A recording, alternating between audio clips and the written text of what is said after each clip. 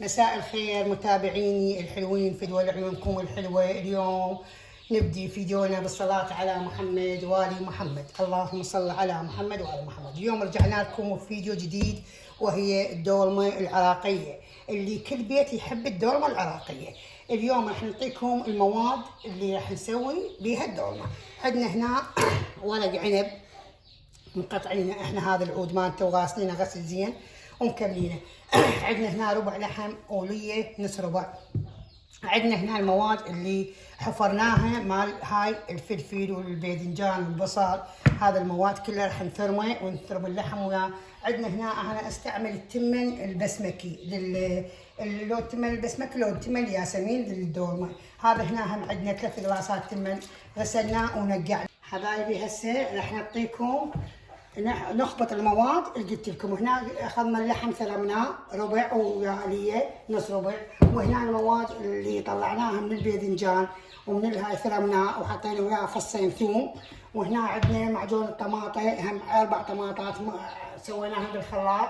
هسه ومكونات بهارات الدولمه، عندنا هنا خاشوقه ونص بهارات مال دولمه، عندنا كركم خاشوقه، وعندنا نوم بصله خاشوقه، وعندنا ملح خاشوقه ونص، وعندنا لامندوزي خاشوقه.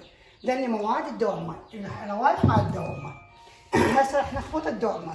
راح نحط التمن، هذا التمن خبطنا، راح نخبط مواد نحط التمن هذا، وراح نحط الحشو اللي فرمناه طلعناه من الباذنجان بصل. راح نحط اللحم ونحط معجون الطماطة، معجون الطماطة ونحط الروايح،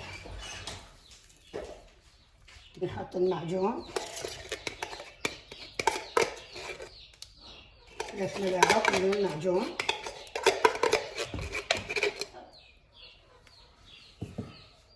نحط دبس الرمان،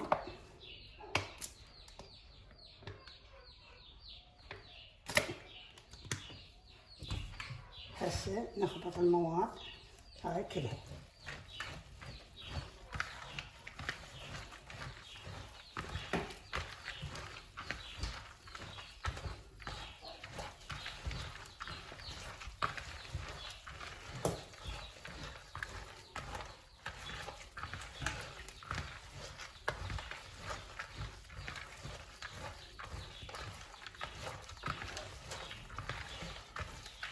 حبايبي خبطنا هاي المواد شوفوها كلها.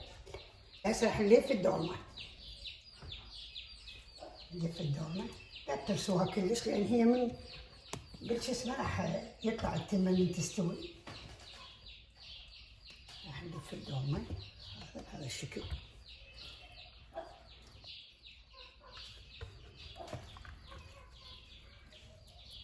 مثل ما قلنا الدولمة أكلة عراقية، العراقيين كلهم يحبوها، دائما ترغب بالحفلات بالمناسبات بالأعياد. هي أكلة طيبة دائما العراقيين يحبونها.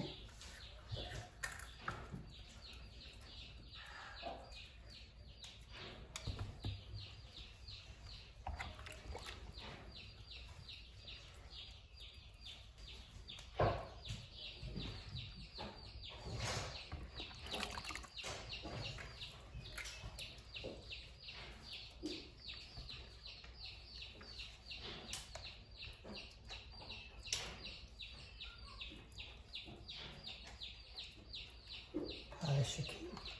نكمل اللف مال الدولمة ونرجع لكم. يلا احكي. متابعيني رجعت لكم وهاي الدولمة لفيناها وكملناها.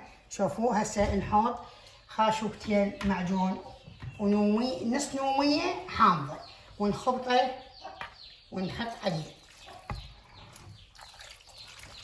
عليه هذا الماء والكمية هاي من الماء كل الاشكال. هسه احنا نحطه على النار على درجة حرارة ربع ساعة 3 ساعة ونعطيكم الشكل النهائي.